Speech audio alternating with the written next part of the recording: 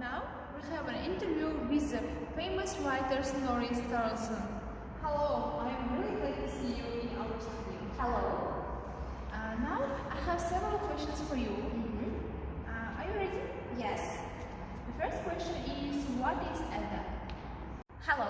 If I'm not mistaken, in 1643, the bishop Sveinson worked in church, and the Danish king Frederick Sword had asked him to gather all the old manuscripts he could find. And the bishop had discovered an old manuscript which retold old Norse myths about gods, such as Odin, Thor, and Loki. And despite the manuscript was written in the 12th century, the stories it tells are much older. And for Sveinson, that was very big discovery. Thank you. And can you describe the creation of the prose Edda? Okay, well, mine Edda was later called the Prose Edda. Due to my addition of prose explanations of difficult alliterative verse and symbolism, it appears that I designed the manuscript as a textbook on skaldic poetry. However, it has been the most highly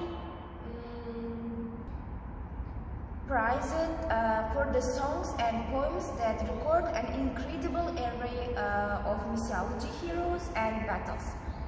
My verse was reflective of older styles of the court poetry and was esteemed as a high standard for other poets.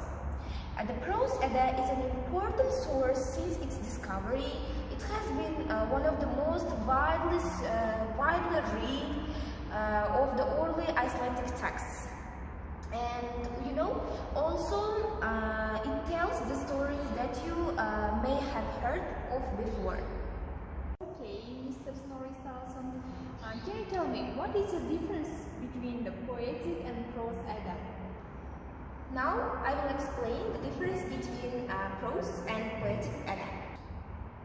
Well, in poetic Edda, the poems constitute who may be termed Eddic poetry. As opposed to the more complex Celtic poetry, the poems themselves are unattributed. When it comes to the prose Edda, by contrast, is attributed to me, although I may have simply complied it as opposed to having been the author. The stories contained in the prose Edda are more detailed. In the prose Edda are more detailed rather than poetic Edda and reflect the more sophisticated narrative techniques of later generations. Okay, let's turn to the next question. Can you tell me what is the Edda about? I also expected this question, and first of all, the hero, Sigurdur, the Shelter Maiden, Brynhildr, and other heroic and semi-mythological beings are the subject of the Eddas.